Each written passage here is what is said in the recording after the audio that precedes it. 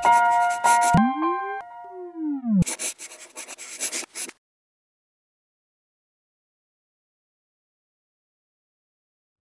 pagi, Mbak Rosa. Selamat pagi, Pak Nanang. Wah, ceria sekali sepertinya. Oh. Karena sudah masak, sudah cuci-cuci, Sudah tata graha. graha, tata boga juga. Sobat Kampus, pagi ini saya kembali menghadirkan salah satu dedengkot, ya, salah satu produk owner di Solusi Kampus yang sudah sejak lama juga bareng sama saya membangun solusi di perguruan tinggi. Ini adalah Mbak Erminia Rosa Lia Herawati ya. Waduh, panjang banget. Enggak. Oh, enggak. Ya, Rosalia, Erminia, Nugrahani. Nugraheni ya, sorry ya. Enggak apa-apa, ini enggak. Ya, yang penting dipanggilnya Mbak Rosa gitu. Ya. Hai. Ini Mbak Rosa ini sudah berapa tahun ya bergabung di apa dulu di Gama Tekno dulu dari Gama Ya, Tekno tahun berapa? saya bergabung 2005, Pak. Wah, 1 tahun ya terpaut sama saya. Wah, Iya. legend ini berarti teman-teman. Legend. Legend sekali Mbak Rosa ini.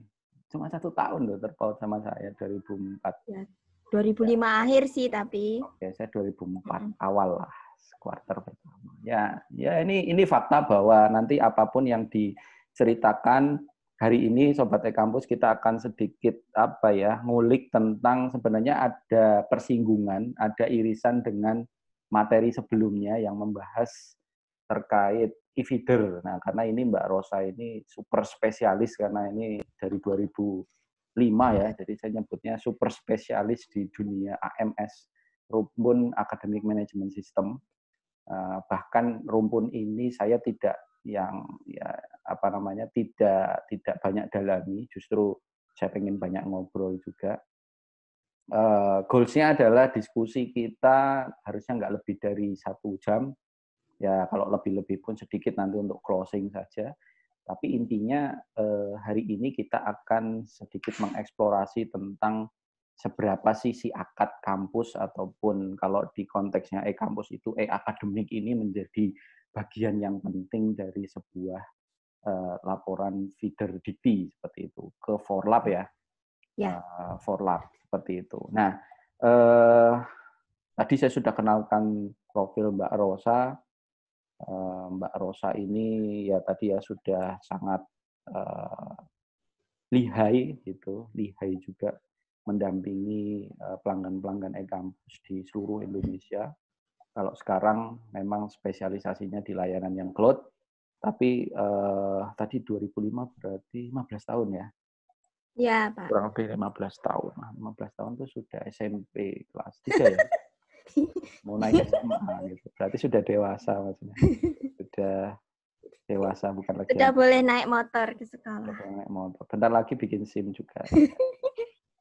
Ya, pasti dalam setiap implementasi sistem, khususon ini kita bicara masalah bagaimana peran si akad sendiri untuk bisa cukup sukses membantu kampus dalam melaporkan aktivitas pendidikannya. Mungkin Mbak Rosa boleh ceritakan tentang satu cerita saja tentang sejarah lah. Ini bicara sejarah dulu. Sebelum adanya feeder sekarang, itu dulu apa, dan punya pengalaman manis di mana gitu. Misal ya tadi kalau feeder kan mungkin bagi Sobat E-Kampus yang mengelola laporan perguruan tinggi di era last tahun gitu ya, di atas 2007 kalau nggak salah, 2009 atau 2007 itu sudah mulai Webex, sudah ada. Ya itu nanti monggo diceritakan Mbak Rosa. Ya. Dulu pertama kali bergabung di PT Gama Tekno, saya kemudian kan langsung dimasukkan ke tim AMS, Pak, Academic Management System. Nah, sebagai proyek awal saya saya dimasukkan ke dalam tim untuk pengembangan sistem informasi akademik untuk UGM. Waktu itu posisi saya sebagai application support.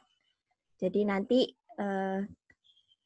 tugas saya adalah mendampingi operator-operator di setiap program studi atau fakultas di UGM itu dalam penggunaan aplikasinya. Nah, sedikit mengulur ke belakang bahwa pada saat kita mendapat mandat dari Ibu Pertiwi UGM itu untuk pengembangan sistem informasi akademiknya, sembari kita mengembangkan, sebenarnya kan kita juga sambil mengumpulkan masukan, kemudian pengetahuan tambahan-tambahan informasi dari setiap program studi itu. Kalau di tempat kami pengelolaannya seperti ini. Jadi setiap program studi sebenarnya memiliki proses pengelolaan data akademik yang bisa dibilang ada perbedaan satu dengan yang lain. Nah, tapi di sini karena fungsi pengembangan sistem informasi akademik ini adalah menghasilkan sistem informasi yang bisa terintegrasi, jadi setiap program studi bisa diintegrasikan, kemudian nanti bagian eksekutif, Bapak Rektor, kemudian jajaran pimpinan itu bisa dengan cepat untuk mengetahui data-data yang diperlukan, sehingga kita sambil mengembangkan aplikasi juga sambil berpikir, ini nih kalau setiap program studi punya cara seperti ini nih sebenarnya pengelolaan yang sifatnya universal itu yang seperti apa. Jadi kita sambil memikirkan bisnis proses yang itu dapat mengakomodir setiap program studi dengan kekhususannya masing-masing, tapi juga nanti dapat menghasilkan pelaporan yang terintegrasi untuk para eksekutifnya di sana. Jadi sebenarnya walaupun posisinya adalah application support, pendamping implementasi, tapi sebenarnya AS, application support itu juga seperti penggali informasi. Aplikasi itu sebenarnya nanti ketika digunakan oleh operator itu tuh harusnya yang kayak gini loh. Jadi nggak cuma tentang sebenarnya pengembangan aplikasi kan nggak cuma tentang pengembangannya, Pak, tapi juga bagaimana supaya aplikasi itu mempermudah pekerjaan dan nggak malah nambah repot gitu. Jadi awal mulanya kita punya aplikasi akademik kan karena ada mandat untuk pengembangan sistem informasi terintegrasi di UGM. Nah, UGM nih banyak nih prodinya nih. Kemudian waktu itu pada saat kita sedang bekerja untuk UGM itu, pelaporan yang disampaikan kepada untuk for lab-nya adalah yang masih bentuk SK034 borang itu yang layar hitam. SBET ya? Apa tuh? SBET. Evaluasi bla bla bla. Ya. Program studi. Mungkin waktu itu operatornya memang sudah terbiasa dengan yang seperti itu. Kemudian seiring berjalan waktu tentunya dari Dikti sendiri juga mengembangkan bagaimana supaya aplikasi pelaporan ini bisa mencakup lebih banyak hal lagi untuk yang dilaporkan dan juga lebih mempermudah operator dalam menyampaikan pelaporannya. Dulu sebelum kita pakai feeder yang seperti ini kan kita juga pernah dengar ada yang sifatnya di-upload. Jadi web loader itu ya? Web loader, ya. Karena transisi dari yang layar hitam tadi kemudian menjadi yang web-based sekarang. Seperti itu. Ya, layar hitam tapi sakti melihatnya. Sakti. Kode-kodenya banyak banget. Kode banyak. Dan kalau yang dulu model layar hitam itu memang ada integrasinya enggak ya? Aku kok agak lupa ya. Ada integrasinya dengan si akadnya kampus gitu. Kalau dulu kita kan SIA namanya, Sistem Informasi Akademik. Itu ada enggak sih integrasinya atau ekspor import atau gimana itu? Dulu cerita yang dulu. Kalau yang dulu itu di sistem informasi akademik kan disediakan fitur untuk ekspor tuh apa ya? PDF ya? DBF ya kalau nggak salah ya? DBF. Nah, DBF. Jadi DBF, file-file DBF ini kemudian nanti di-copy ke sebuah folder tempat kita menginstal aplikasi Borang itu, SBET-nya. Nah, kemudian nanti ketika kita login di aplikasi Borang, itu nanti sudah akan ke-load datanya. Jadi sistemnya masih harus ada DBF. Fox Pro ya, kalau nggak salah ya? Ya. Upload, terus diekspor dari SIA, kemudian ditaruh, terus di-load, kemudian Ya, diverifikasi di situ ya. iya. Ya, ya, Itu ya, ya. kisahnya kalau yang saat Ya. masih menggunakan SPED. Ya, kalau dulu misal salah satu contoh kampus gitu, mana yang sukses kemudian dengan skema kayak gitu, Mbak Rosa. Mungkin Dulu ya yang selain UGM lah, selain ya UGM. yang pernah saya pegang waktu itu Universitas Muria Kudus UMK. Oh, di Kudus Jadi ya. yang menggunakan untuk SPED SK 034 itu. SK034, ya sih. Nggak tahu lah, ini sekarang mungkin udah dimuseumkan itu. Tapi ya Iya, memang tapi saya dengan, masih loh punya aplikasinya loh oh Pak masih ya, beneran. oh, Yeah. itu. Aku salah satu yang tidak merepositorikan itu aplikasinya, benar-benar legend itu. Kenangan-kenangan. Iya, Legend, ya legend. itulah. Jadi apa sih sebenarnya tujuan setiap kampus memiliki sistem informasi akademik kan untuk memudahkan mereka pelaporan. Sis, ya. Nah, inilah yang sebenarnya menjadi visi misinya salah satu untuk tim di Kampus ya. kampus supaya ketika kampus menggunakan aplikasi akademik kedepannya untuk pelaporan mereka merasa dimudahkan, dibantu, tidak perlu double entry begitu. Sudah entry di sistem ya nanti tinggal tarik data aja untuk pelaporan, nggak perlu ngentry lagi di aplikasi feedernya. Ya, ya, ya. Jadi mengurangi energi untuk tadi ya mindah-mindahin atau Ya, input lagi ya. Jadi ya. satu kali input nanti 2-3 pulau terlampaui gitu ya. Iya. Ya, tadi Ya, Desi. Mbak Rosa jadi sudah ceritakan tentang tadilah apa namanya salah satu kampus yang kita bicara sejarahnya feeder PD Dikti gitu. Yang Oke. mana kalau di e-kampus sendiri ada satu modul namanya e-feeder yang itu juga punya peran sama gitu. Jadi menjadi jembatan bridging antara e-akademik atau sistem informasi akademik si AKAD kalau bagi kampus-kampus yang tadi harapannya mempermudah entry dari operator, operator tidak perlu ngentry lagi ke feeder PD Dikti, tapi tinggal melakukan apa ya, ya klik-klik-klik di situ, datanya sudah siap untuk di push ke pusat seperti itu ya, Ya. ke Forlab seperti itu. Ya mungkin apa Mbak, kalau kita bicara konteks sekarang di implementasi feeder gitu, ini pengalamannya mungkin lebih ke hal-hal yang sifatnya non teknis ya, non teknis terkait dengan persiapan data. Ini persiapan data termasuk yang non teknis ataupun problem-problem yang umum dihadapi oleh kampus gitu. Suka duka lah, kita kan mau bicara suka duka nih. Ya. Mbak Rosa boleh ceritakan dukanya dulu atau sukanya dulu, nggak apa-apa.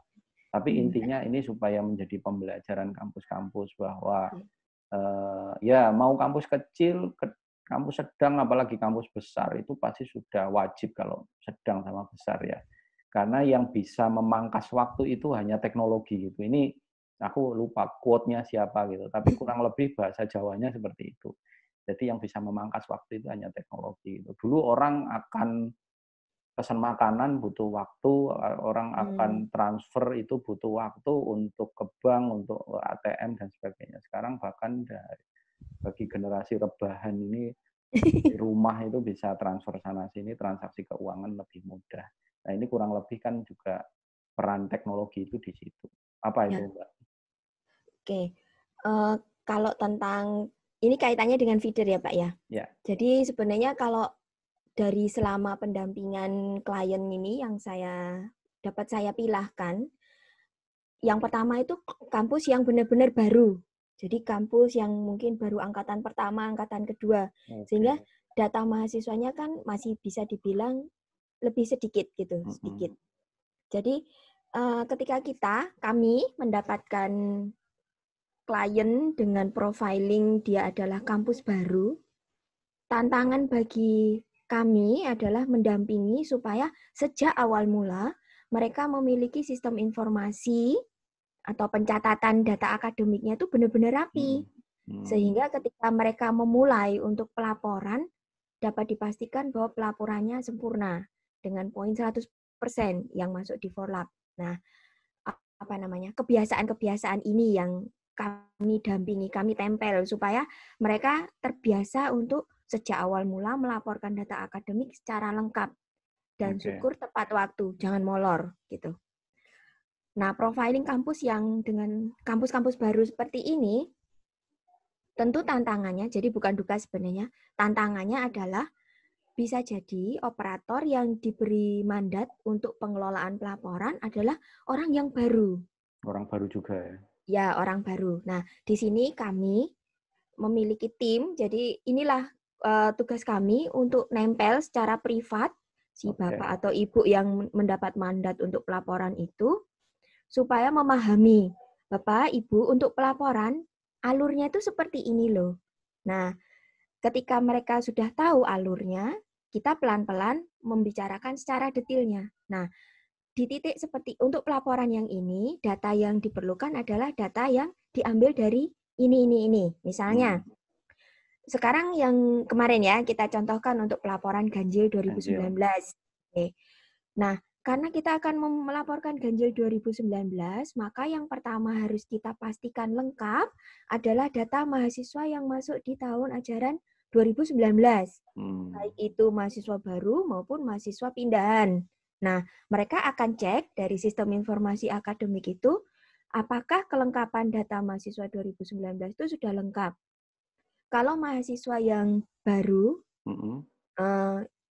kalau mereka menggunakan sistem aplikasi admisi kita juga, itu dapat dipastikan 100% sudah lengkap. Karena ya nama ibu, NIK, tanggal lahir itu semuanya sudah terisi. Tetapi kalau mahasiswa yang masuk itu adalah mahasiswa pindahan, mereka harus memastikan bahwa misalkan SKS yang diakui dari kampusnya yang lama sudah diisi, kemudian informasi program studi yang lama dan kampus yang lama juga sudah terisi. Nah, sebelum mereka bisa melaporkan hal-hal untuk mahasiswa pindahan ini, di sistem informasi kita sendiri sudah ada cegatannya, Pak. Jadi, ketika mereka akan tarik data masuk ke PD Dikti, apabila informasi-informasi kelengkapan ini belum terisi, nanti oleh sistem sudah akan ada alertnya bahwa silakan dilengkapi dahulu. Karena tidak akan bisa ketarik juga, ataupun kalau mereka memaksakan mau ditarik juga nggak akan terlapor ke Forlap, dianggap sebagai data tidak lengkap. Nah, ini contoh untuk kampus-kampus yang baru. Jadi, pendampingannya mungkin sedikit ekstra ya, tidak hanya tentang penggunaan aplikasinya, kemudian memperkenalkan bisnis prosesnya, tapi juga memandu mereka bahwa kelengkapan datanya ini loh yang harus diisi. Jadi ada effort lebih. Nah, berbeda dengan kampus yang sebelumnya sudah pernah melaporkan, entah apapun caranya, mungkin mereka melakukannya secara manual, atau mereka juga sudah punya aplikasi yang lama, begitu. Nah, untuk kampus-kampus yang sudah berdiri lama seperti ini, tantangannya adalah dulu untuk data-data mahasiswa lama bisa jadi ada kelengkapan yang belum terisi. Di aplikasi e-akademik kita sudah ada fitur untuk mengetahui berapa sih data-data yang kita miliki yang menurut Forlap itu belum lengkap. Sehingga dari sini, informasi ini, si operator Forlapnya bisa menyediakan waktu ya, melengkapi untuk data-data yang kurang tadi. Kalau secara BISPRO pasti mereka sudah paham. Hanya mungkin memperkenalkan penggunaan web service kita, e-feeder itu, bahwa kalau ingin melaporkan kelas perkuliahan, nanti Bapak menggunakan menu yang ini. Jadi lebih ke pengenalan menunya saja. Nah, untuk aplikasi jembatan tadi, e-feeder itu, untuk menarik data dari sistem informasi akademik masuk ke pelaporan PD Dikti, sebenarnya kalau aplikasi kita itu sudah sangat mudah sekali. Hanya klik scroll, kemudian sync. Scroll, sync. Cuma seperti itu. Jadi, cuman klik-klik tombol aja. Kemudian sudah disusun menu-menunya, urut sesuai dengan kelengkapan data apa dulu yang harus ditarik. Begitu. Jadi contohnya, saya ingin melaporkan KRS. Ya, kalau kelasnya dulu belum ditarik, kan nggak mungkin juga melaporkan KRS. Jadi sudah disusun urutannya sesuai dengan urutan untuk penarikan data. Nah, testimoni yang disampaikan oleh yang sudah menggunakan e-feeder bersama kami itu adalah sangat mudah digunakan dan user friendly. Sehingga kadang mereka sudahlah Mbak, ini nanti saya coba dulu sendiri. Nanti kalau ada masalah baru kita akan kontak ke tim teknisnya. Lambat laun, setiap kampus sudah dapat secara mandiri untuk pelaporannya dengan menggunakan e-feeder ini. Jadi, apa ya Pak ya, mudah gitu kalau menurut mereka. Dan karena sifatnya hanya klik saja, selama data di sistem informasi akademiknya lengkap, mereka merasa terbantu sekali. Jadi, biasanya saya harus lembur Mbak 1 minggu untuk pelaporan 1 periode seperti ini, tapi karena sudah ada e-feeder, yang ngisi di sistem informasi akademik kan operator program studi ya, jadi dosennya, mahasiswanya begitu. Saya tuh tinggal tarik data aja, klik crawl, sync, selesai gitu. Nanti kalau misalkan sebelum saya sinkron ke Forlab, kemudian ada notifikasi validasi itu, saya ngerti loh itu tuh sebenarnya kurangnya apa, dan itu cepat sekali untuk mengetahui saya harus memperbaiki datanya di mana. Iya, gitu Pak. Tapi kalau yang sudah, ini kan konteksnya untuk pelaporan semester aktif ya. Artinya yang tadinya problemnya bisa mingguan, bahkan bulanan tergantung kompleksitas kekurangan datanya sejauh atau sebesar apa gitu. Tapi kemarin sempat di sesi yang dengan Mas Robi itu tanya, beliau juga sampaikan kalau ya salah satu fungsinya feeder dan integrasinya dengan e-akademik juga adalah untuk perubahan atau perbaikan data-data lama. Itu gimana itu? Perannya gimana? Karena kadang kan wis garapannya semester aktif tinggal klik, roll, push kayak gitulah. Ya berikutnya kan pasti ada aktivitas untuk memperbaiki data lama. Gimana tuh? Untuk aktivitas perbaikan data lama, jadi gini, sebenarnya kalau di feeder itu ada data-data yang sifatnya dikunci. Jadi sekali masuk itu dikunci dan tidak bisa diubah. Kalaupun ingin diubah, itu harus mengajukan ada syarat-syaratnya yang dilaporkan ke bagian pimpinan. Kemudian ada item-item data yang sifatnya dapat diperbarui kapanpun ingin dilaporkan. Nah, saya ambil contoh tentang NIK. NIK ini baru terbit beberapa tahun ini bahwa diwajibkan untuk diisi. Nah, gimana nih kalau untuk mahasiswa-mahasiswa lama yang sudah terlaporkan, tapi kan item NIK-nya belum terisi. Nah, saya mundur sedikit lagi. Jadi di sistem informasi akademik yang kita miliki, ketika klien pertama kali menggunakan aplikasi, biasanya kita akan meminta data profilnya, Pak. Data profil ini kan mengenerate dari Forlab ya. Artinya semua data yang sudah pernah mereka laporkan ke Forlab. Nah, profil ini yang kita konversikan untuk mengisi ke aplikasi e-kampusnya.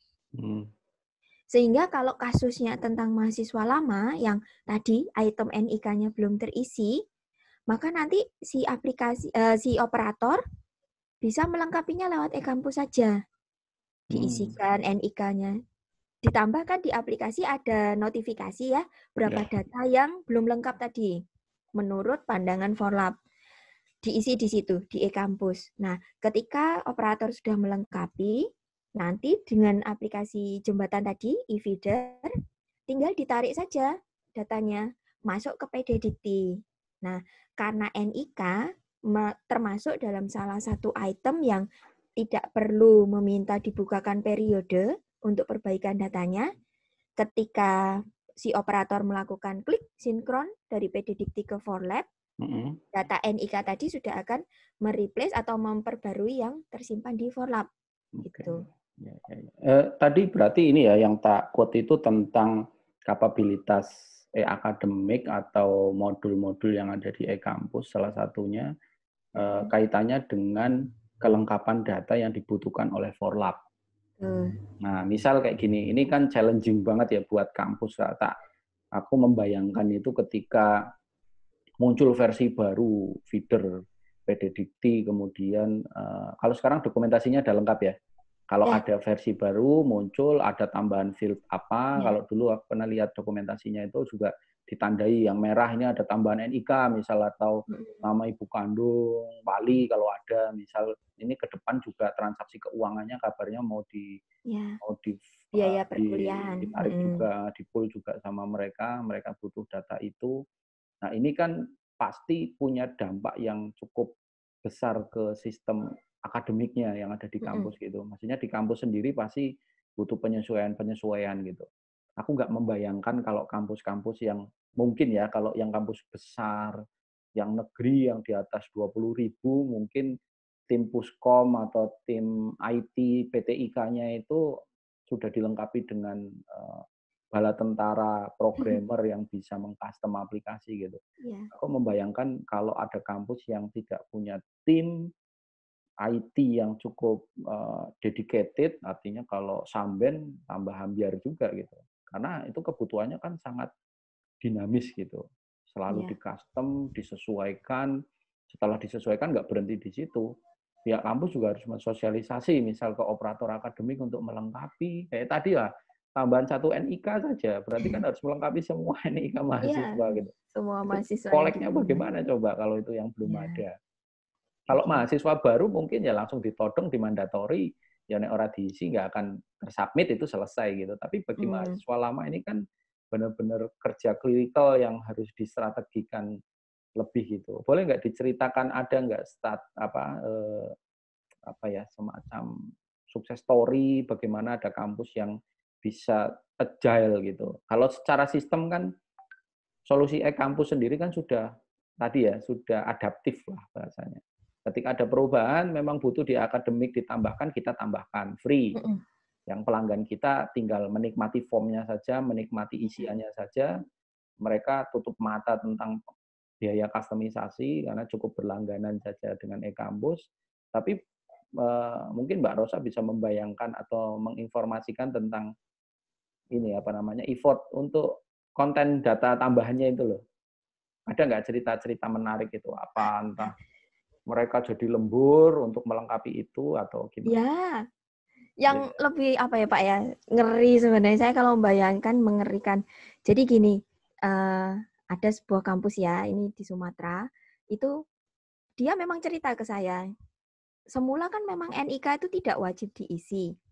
Kemudian kasusnya tibalah saat mereka akan melakukan yudisium. Jadi meluluskan si mahasiswa-mahasiswa lama. Lah, mahasiswa lama ini kan di Forlab data NIK-nya belum ada.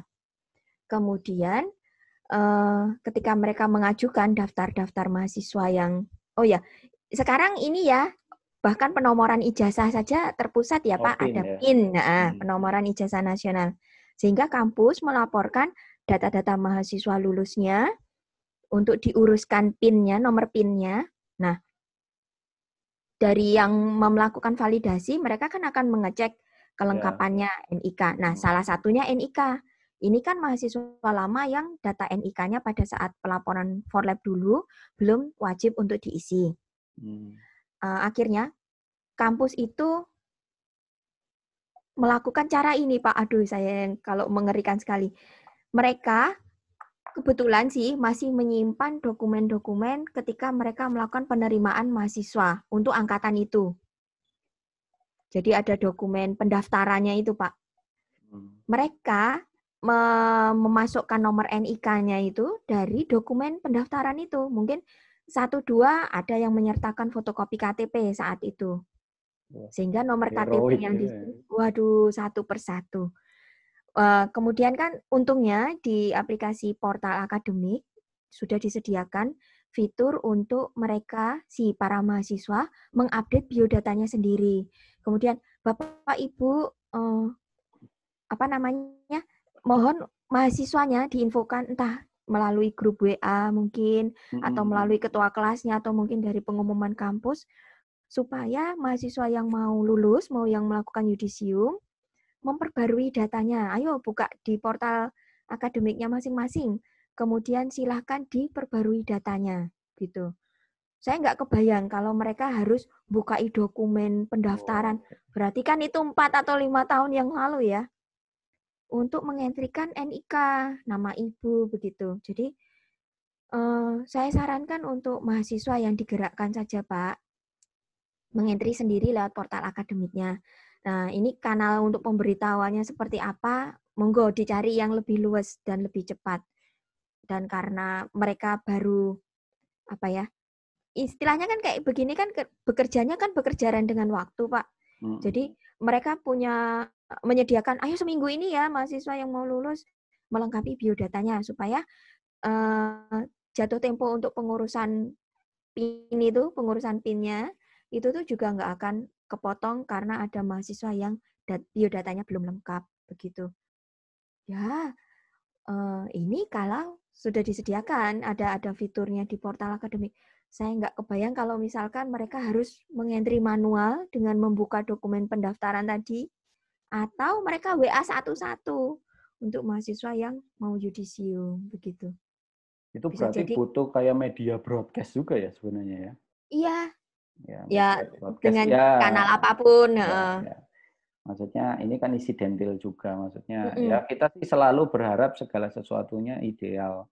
Enggak koyong ini terus gitu. Istilahnya enggak seperti ini terus, Ya, bukannya dadakan terus gitu loh. Kalau misal terencana kan mungkin kontennya akan lebih bagus. Tapi ya itu enggak ya, bisa dijaga sih. Ya ya, tetap harus ada mekanisme yang memang dijadikan apa ya, semacam worst scenario, jadi enggak pada plan A terus gitu, harus ada plan B dan seterusnya. ya.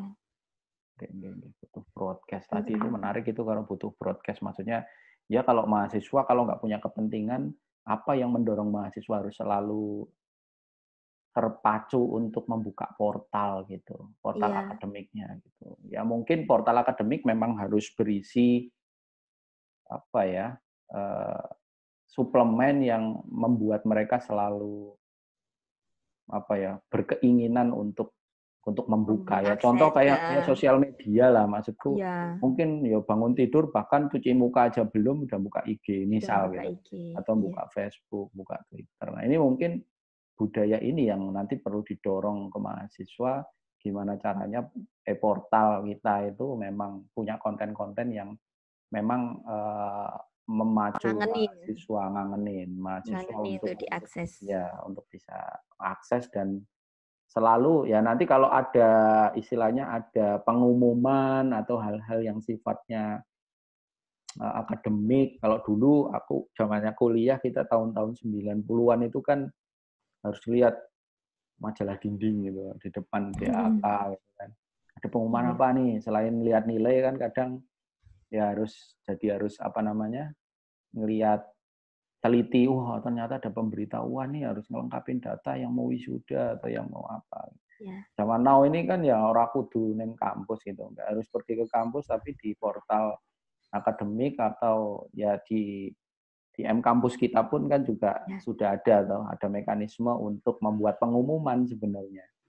Madingnya Ini pindah dalam ya genggaman, Pak. madingnya sebenarnya dilakukan di situ gitu. Cuman kan Ya, kalau itu tahu mading, ini kan perlu dijadikan channel resmi kan oleh si kampus supaya tadi pemberitahuan juga cukup clear di situ, dan itu bisa jadikan apa namanya channel pemberitahuan dari kampus kepada mahasiswa gitu. iya, Terus ini kalau tadi ya misal kita banyak bicara tentang korelasi antara kesiapan si akad atau sistem akademik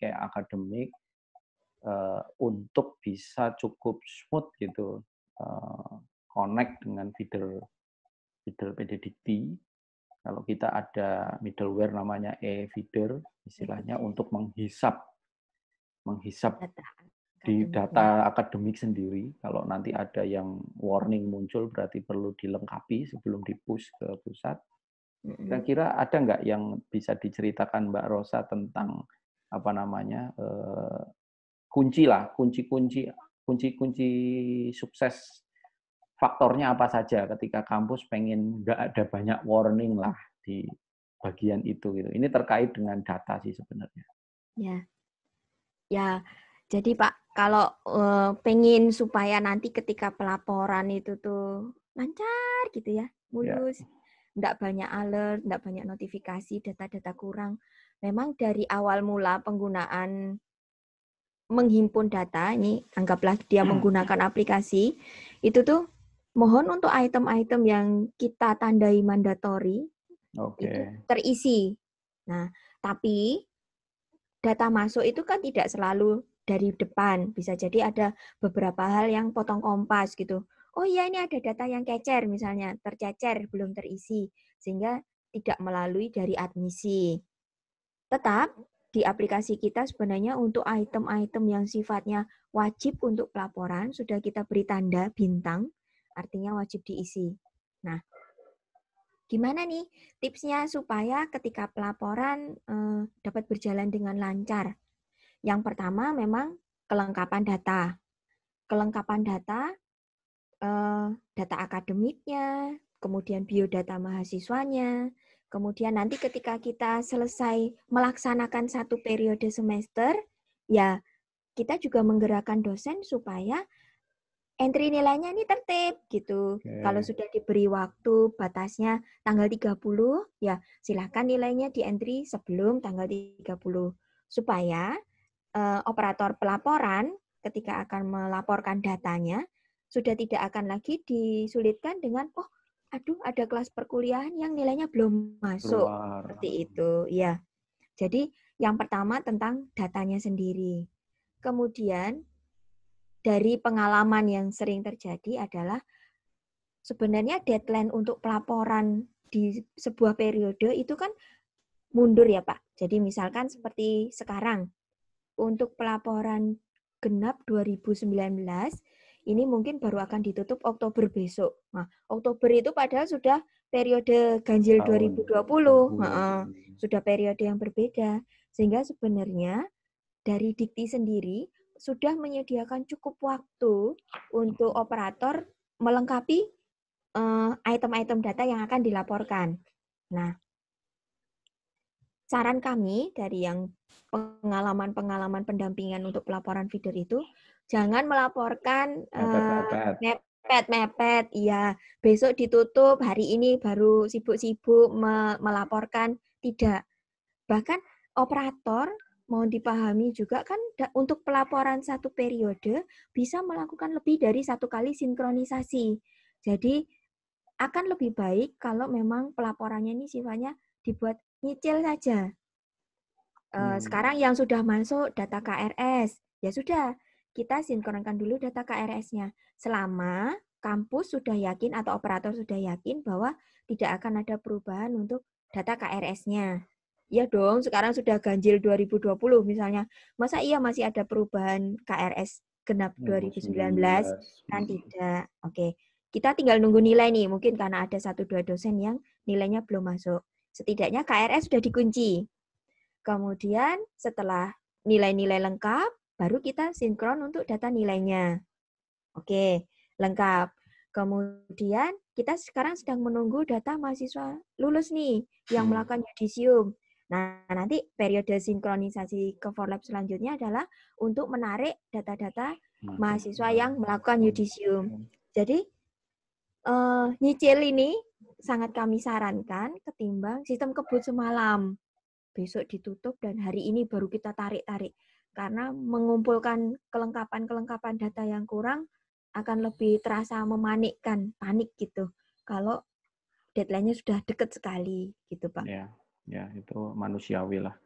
Nah, deadline ya mungkin sih kalau aku sih nggak tahu ya, melihatnya itu kampus yang kecenderungan misal kayak tadi mepet, kecenderungan menunda-nunda itu aku kok curiganya itu di kampusnya sendiri itu ada keterbatasan resource gitu. Maksudnya entah operatornya juga samben atau dosennya juga ya mohon maaf itu dosen-dosen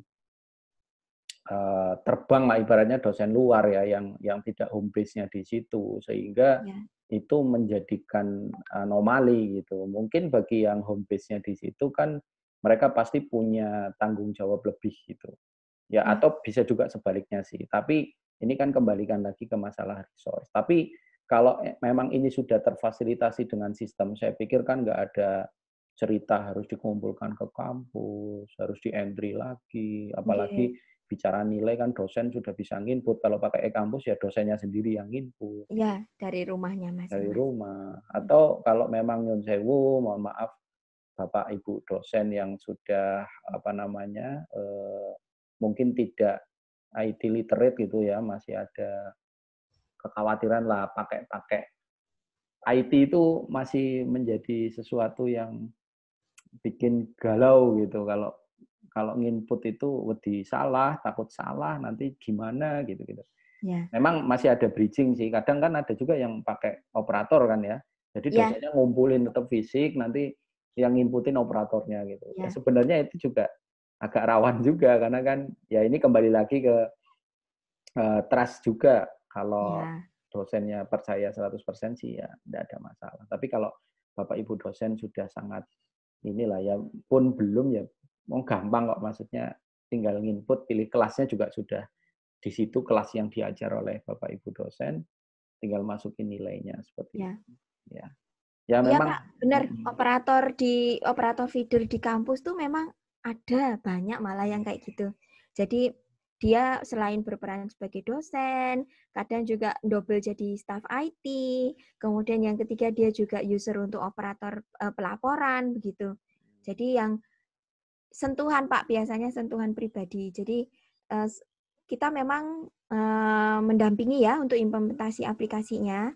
Tapi ketika kami, tim e-kampus itu tahu siapa user operator pelaporan, biasanya kami akan colek gitu.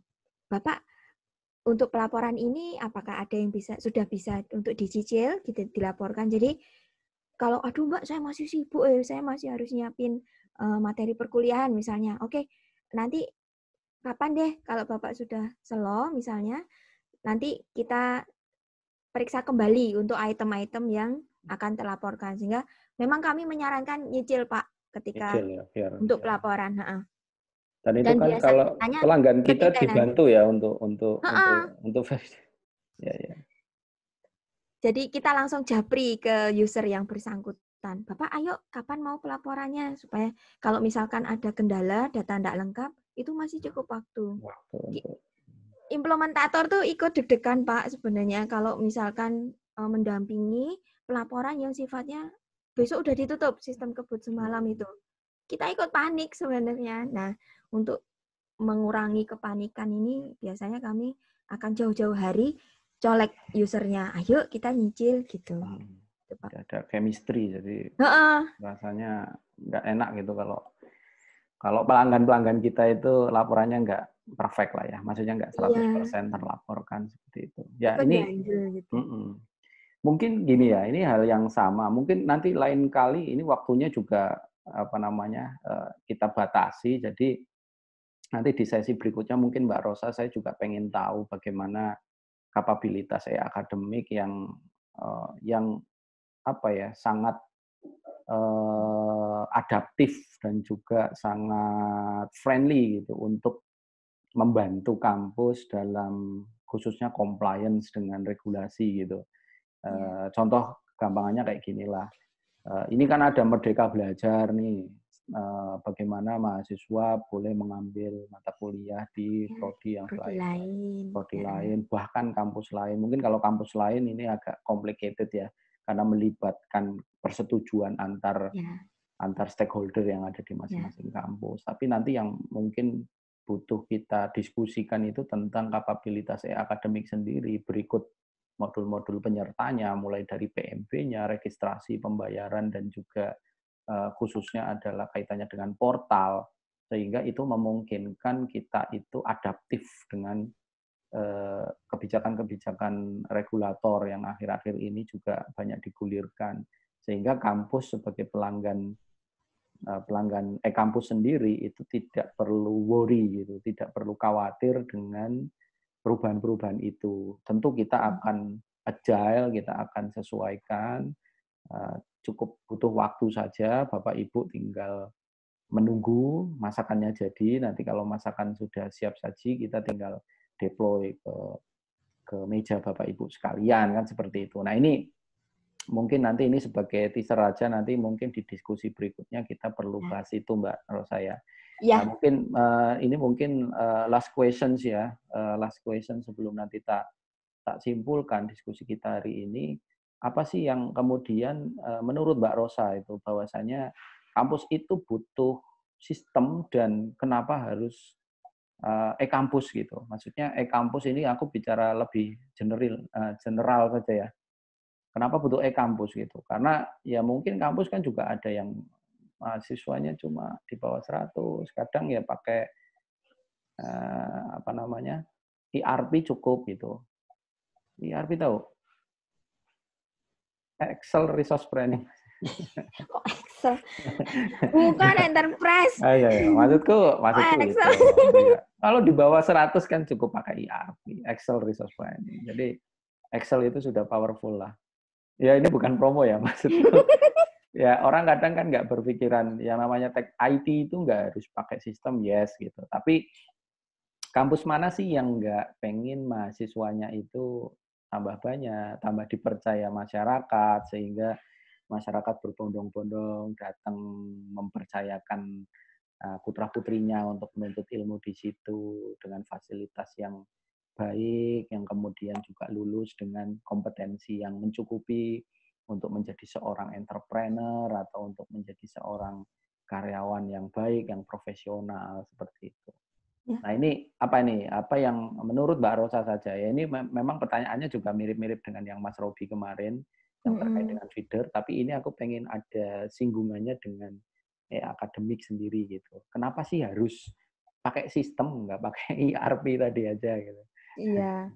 Pak, e-kampus nih komitmennya tentang pengelolaan data akademik yang rapi, yang terintegrasi itu sangat tinggi loh, gitu. Kami bahkan rela untuk menempuh bersusah payah,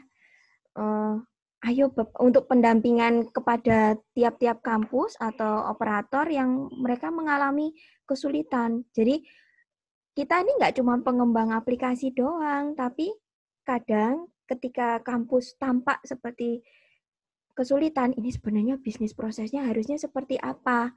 Itu tuh kami akan memberikan masukan dari yang pengalaman-pengalaman kami, ya. Bapak kalau ingin pengelolaannya lancar seperti ini, sebaiknya yang dilakukan adalah hal-hal seperti ini. Jadi enggak cuma tentang pengembangan aplikasi, komitmen kami, tapi kami juga semacam konsultan apabila operator atau kampus mengalami kendala untuk pengelolaan data akademiknya. Kemudian, nah itu sebabnya kenapa kami mengambil peran bersahabat dengan klien-klien kami, customer-customer kami, karena sebenarnya ini adalah proses belajar dari dua pihak. Oke, kami punya tim riset, kita punya tim riset yang mengembangkan aplikasi supaya setiap kali ada patch baru atau kebijakan baru, aplikasi yang kita punya bisa kita tambahkan atau kita kembangkan. Tapi kita dengan bersahabat dengan customer, kita mendapatkan feedback atau sisi pandang dari operatornya sendiri. Iya Mbak, ada kebijakan seperti ini, tapi kan kalau di kampus biasanya yang terjadi seperti ini. Nah, disinilah peran kita sebagai konsultan untuk menjadi jembatan supaya pelaporan tetap lancar, tapi fitur yang kita kembangkan itu tetap bersahabat di mata customer kita. Nah, kadang yang kita ketahui justru makin makin utuh gitu. Ketika Mbak, di feeder itu memang harus ditambahi NIK, misalnya seperti itu. Tapi sebenarnya ini ternyata nanti ngefeknya ke PIN, kemudian data dosen mengajar tuh juga sekarang diambil Mbak di sister, dan itu nggak bisa diubah dari sisternya karena mereka murni ngambil dari feeder, misalnya seperti itu. Nah, mau nggak mau kan di aplikasi kita juga harus dilengkapi. Wih, ternyata nggak cuma masuk ke ForLab loh, ini juga nanti urusannya sampai ke PIN, sampai ke sister, misalnya seperti itu. Jadi sebenarnya bersahabat dengan customer itu, kita akan mendapatkan masukan yang lebih utuh supaya pengetahuan kita tentang apa yang harus kita kembangkan di sistem informasi akademik yang kita punya ini justru makin utuh, makin lengkap gitu. Karena menyeimbangkan antara penentu aturan dengan pengguna di lapangan gitu, Pak. Ini aku dapat clue baru lagi nih terkait dengan data transaksi mengajar tadi ya.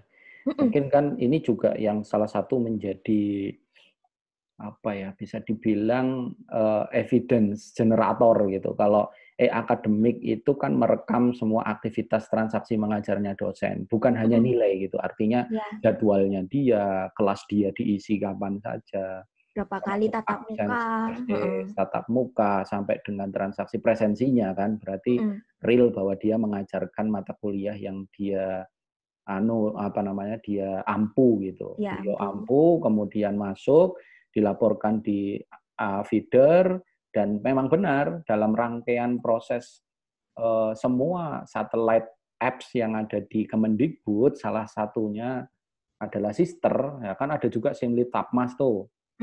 Tiap-tiap dirjen itu kan memang punya, kalau tak lihat di arsitekturnya itu memang mengambil data dari pipanya PDDikti. Maksudnya PDDikti itu sebagai database pusat untuk menjalankan enterprise service bus-nya mereka, ESB namanya. Jadi kalau ada ini PDDikti itu ada pipa gede itu dilewatin semua datanya. Nah nanti Sister ada di atas, Simlitapmas, macam-macam itu ngambil yang dia butuhkan. Ya, sehingga tidak ada istilahnya Sister itu ngambil langsung ke sistem akademiknya si kampus. Jadi kampus pokoknya urusannya harus selesai berkoordinasi datanya dengan PDDikti, kemudian PDDikti inilah yang akan men-stream datanya dan membuka kerannya untuk urusannya ke satellite apps yang punyanya Kemendikbud. Nah, ini memang jadi clue yang sangat menarik gitu. Ya, ini mungkin mudah-mudahan Sobat e-Kampus dan kampus-kampus yang mendengarkan diskusi kita menjadi lebih tercerahkan bahwasanya transaksi mengajar itu penting saat ini dan dilaporkan harusnya. Aku nggak membayangkan kampus yang kecil pun kalau mahasiswa 60 sebut saja dosennya rasionya kan harusnya 15 berarti 3 ya. Cuma saya sebut saja 5 dosen itu mengajar, kalau transaksinya 14 kali 5 kali 14 itu sudah hampir berapa itu? 500 lebih kan? Ibaratnya 600 transaksi. Itu masukin satu-satu lumayan juga itu. Ngeri juga. Maksudnya masukin di Forlabnya mending itu memang di sistem akademiknya kampus itu terekam dan dia mudah melaporkan ke Forlab. Itu jauh lebih manageable lah. Jadi gampang di-manage dan dosen sendiri juga jadi trust gitu bahwa oh ya data yang dilaporkan di sana memang benar-benar data transaksi yang mengajar terlaksana, saya yang dilaksanakan gitu. Dan itu nanti nyantol juga loh tadi ke Sister kan kaitannya dengan mungkin nanti ngurus sertifikasi dosen juga, Pak. Juga itu ngambilnya dari sana. Aku pikir ini catatan yang menarik. Ya kalau kita bicara sistem akademik memang nggak ada habisnya ya. Karena panjang, menyangkut kemana-mana. Ini kita belum mengulik juga masalah dosen dan seterusnya gitu. Baik, Mbak Rosa, ini karena waktu yang membatasi, saya sedikit menyimpulkan saja ini supaya terkesan saya memang mencatat gitu. Apa sih? Ya masa moderator nggak mencatat kan agak lucu. Oke, catat. Ya walaupun nanti kalau ada yang miss ya jangan disangkal, maksudnya saya cuma mencatat yang saya ingat. Mudah-mudahan Sobat e-Kampus dan teman-teman mitra yang kemudian mendengarkan diskusi kita hari ini, ya tadi Mbak Rosa mulai dengan membangun sebuah solusi terintegrasi dari kampus besar Universitas Gadjah Mada sejak 2005. Ini merupakan bukti nyata bahwa solusi e-kampus itu bukan solusi kaleng-kaleng. Maksudnya ya memang kami bangun dari pengalaman mengelola kampus besar, kemudian juga level derajat kompleksitinya itu luar biasa. Sehingga ini tinggal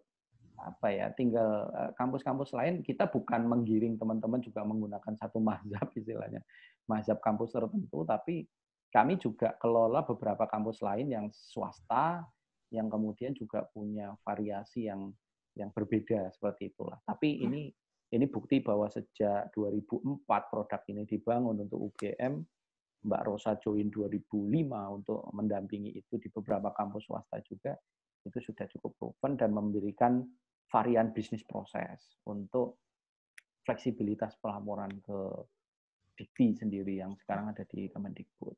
Kemudian apa namanya?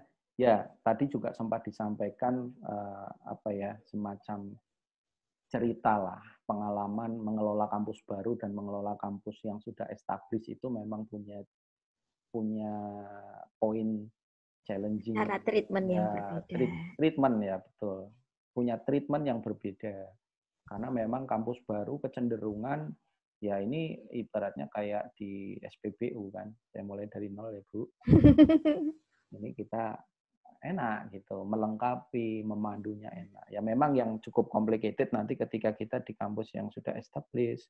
Karena mahasiswa lama biasanya ya atributnya sudah bolong-bolong, nggak lengkap. Inilah kenapa nanti kalau kita kaitkan dengan tracer study, ya kalau yang masih ada di kampus masih kita bisa cegati, oh Anda kalau nggak ngelengkapin, nggak boleh wisuda, nggak boleh yudisium. Kalau wisuda mungkin choice ya. Kalau yudisium kan dinyatakan lulus itu kan berat gitu, itu bisa di trap di situ gitu. Tapi kalau yang sudah jadi alumni gimana? Nggak punya kepentingan biasanya alumni. Nah ini nanti nyangkut tuh ke tracer study kan, bagaimana kampus mengelola, memanage alumninya supaya tetap engage. Nah ini juga di e-kampus juga ada solusi tracer study supaya pihak kampus juga selalu engage gitu. Ini kapan-kapan nanti ya tema berikutnya sih Mbak Rosa. Di ujung belakang itu pasti akan kita bahas tentang itu, tentang tracer study gitu. Nah ini memang yang menjadi tantangan juga adalah tentang kelengkapan data. Kalau di solusi e-kampus, e-akademik sendiri sudah dinamis. Ketika ada perubahan kebijakan, memang membutuhkan entrian form baru, field baru, informasi baru, selalu kita lengkapi dan kita auto patch ke semua pelanggan cloud seperti itu, customer. Pun customer yang tidak cloud pun selama ada maintenance dengan kita kan kita patch juga kan. Seperti itu. Kemudian feeder tadi juga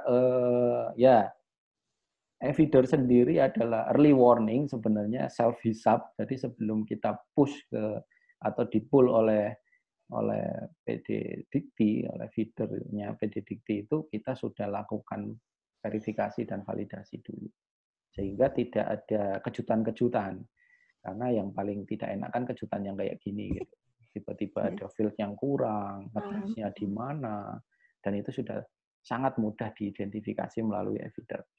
Berikutnya tentang perbaikan data lama. Nah ini memang kalau data lama ya ini salah satu kapabilitas di e-kampus. Setelah kampus itu yang menggunakan solusi e-kampus selesai mengurusi pelaporan di semester aktif, mereka bisa melakukan backdate lah istilahnya, memperbaiki data-data lama mereka. Dan memang teman-teman di e-kampus selalu membantu bagaimana strateginya, bagaimana cara kampus untuk kemudian mengkolek, kemudian melengkapi data lama mereka gitu. Nah ini karena based on experience ya, based on e-kampus, Mbak Rosa dan teman-teman ini punya pengalaman yang paling pas, yang paling cocok untuk kampus skala menengah, skala kecil, skala besar itu harus bagaimana. Nah ini e-kampus ini ya salah satu yang menjadi strong point-nya ya tadi selalu dilengkapi dengan informasi-informasi tambahan ya. Kalau ada patch selalu kita identifikasi, oh ini harus ditambahkan nih di biodata mahasiswa.